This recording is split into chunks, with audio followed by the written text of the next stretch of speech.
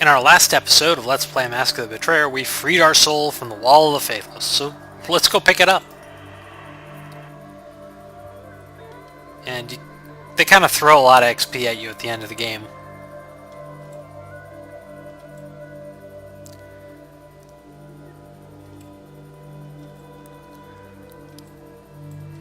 And, you know, essentially you are having a nice little, you know, crazy experience. I mean, as in, kind of psychotic. Kalen says something's wrong, and you die. No, well, maybe. It brings us back to what looks like a dream version of Crossroad Keep, which is a location from the... I mean, I suppose it was important, but if you look around, there's some people sitting around here who are your companions from the first game. Sophia is here, comes here with you. If you have a romantic relationship with Gan, he will come instead. I was actually hoping that no one, but it's not the way it works.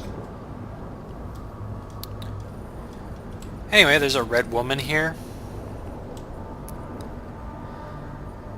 And, Sophia says this is not a mirror image of her. It's like somebody else's memory of her, perhaps. So, chances are... And the red woman says the faceless man is here. And she says that that's all that remains of Akachi. And, you know, we know who he is because he's the presence we felt from our first encounter in the barrow. And so we'll ask her, well, what do we do? And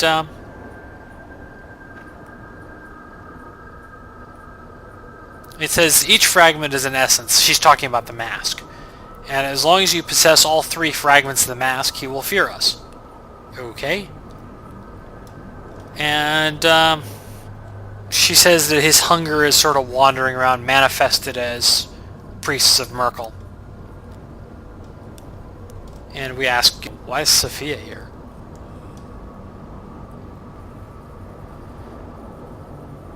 Okay, and I guess this is the side possibility of a same-sex relationship, which is not unheard of in BioWare games.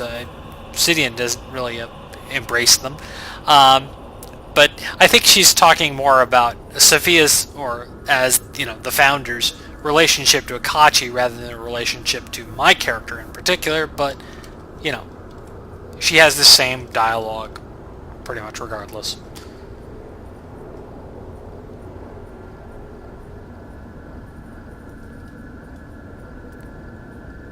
Okay, well, and you can say, well, let's finish this together.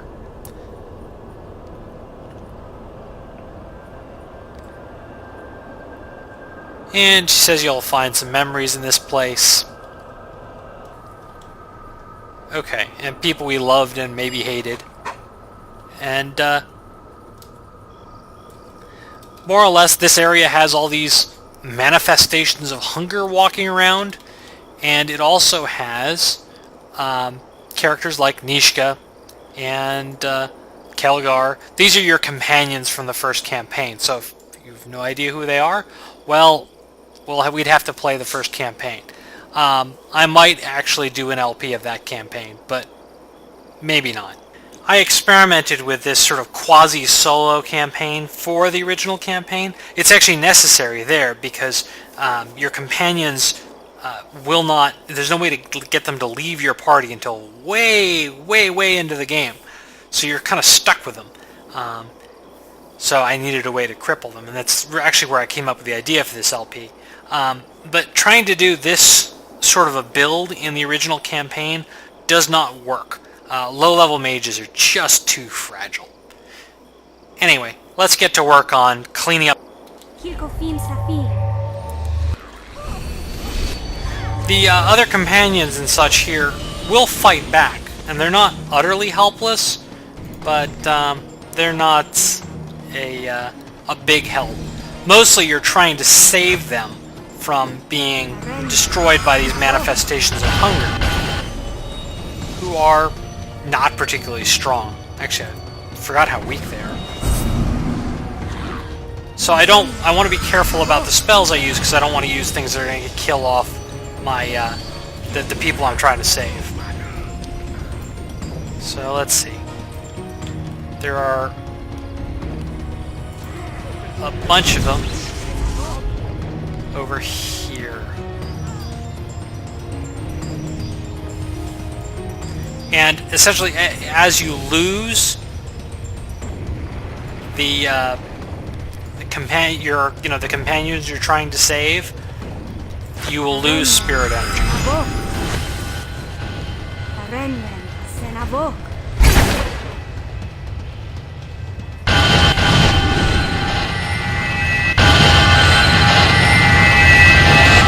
And there's a comment on screen that as the last of the manifestations falls, you get a sense of Akachi being nearby.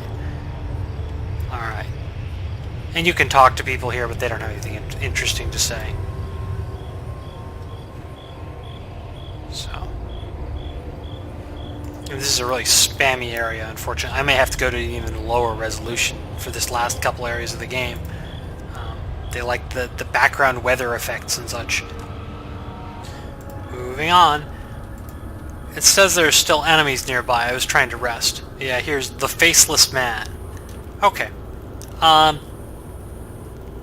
don't know what's going to work too well on him. I'm going to cast Bigby's Interposing Hand to try and... He has a big nasty scythe. And let's see if we can actually get him to weak enough that we can just beat on him with... Yep, we can just beat on him with Sword of Gith. Very slowly. You know what? I'm gonna use real spells.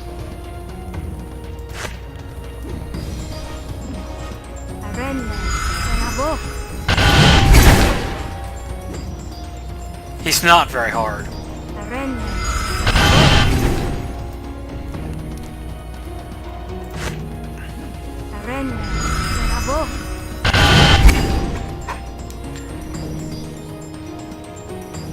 And once you beat him, the doors open. But I'm gonna rest first. This is sort of second verse, same as the first. We're back in West Harbor, which is the town that you grew up in the original campaign, and where the original campaign starts. And, you know, again, there are manifestations of hunger around. You gotta kill them to essentially save spirit energy.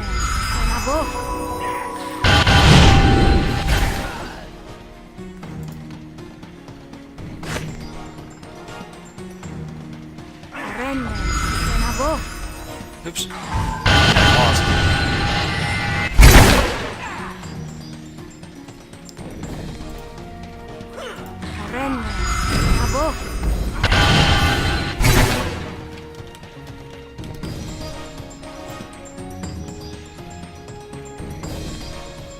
And I really don't like how the game is really... Neverwinter Nights 2 is not a very well optimized game. It really, it's not... The graphics aren't that great, and they really strain my system. I have games that require much more graphically demanding that run a lot better. It's actually one of my main complaints of the game, is that even though this is a system that was maybe not top of the line, but quite good at the time this game came out, still has problems. Fraps. These guys are really boring. I'm just gonna finish them off screen since this frame rate is being so lousy.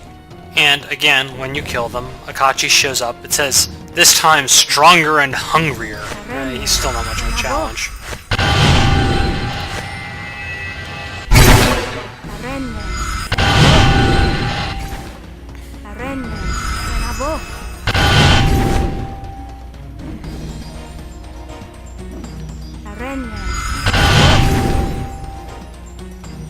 Great. I'm just gonna cast a Quicken. The entire point of quickening is I didn't have to. Anyway. And the red woman, speaks up. And you cornered him in the corners of our soul. And with wisdom, again, you can point out that the red woman and the boy are Akachi, or what remains of him.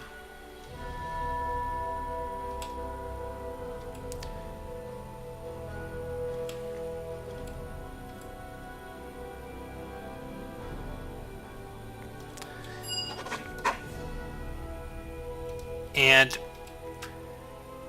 you don't actually have to put the mask back together. Yeah, they do it for you. And they give you some hints for this final battle. You also get an item called Mask of the Betrayer. It's really not that useful, frankly. It's just a permanent death ward, which I have from Bone Dancer's Ring, so I don't care about it.